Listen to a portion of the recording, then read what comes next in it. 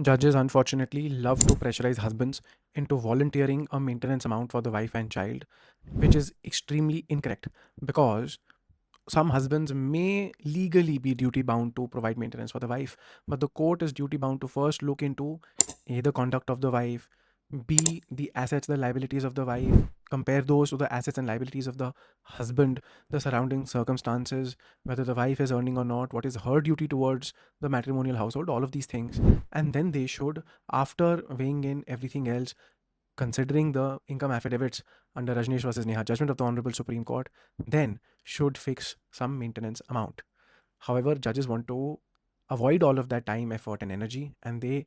in open court, obviously, without the eyes of the public being there, on most days, tell the husband, "You tell us what are you ready to give, otherwise, we will fix something very harsh upon you," or "What you we will fix, you won't like." Words like that are used. Isn't that indirectly a threat to the husband that you volunteer something significant yourself, or we will bring down upon you our wrath? It is very improper, and the response that husbands should be giving is, "My lord, I am not shying away from my legal obligation as imposed by the court. However, I will implore my lord to first look at all of the irregularities in the income affidavit of the wife, which almost always there are. Consider my income affidavit,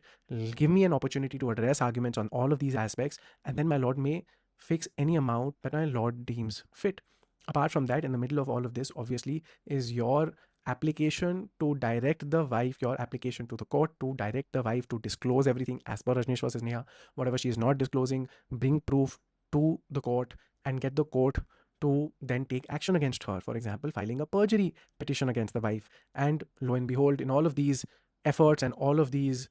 activities, a lot of times much more fairer amounts of maintenance is fixed, and a lot of times the wives then start running away from due process because they realize that the idea that I can hide from the court my income, my assets, and get a large quick interim maintenance from the court, those aspirations are now falling apart.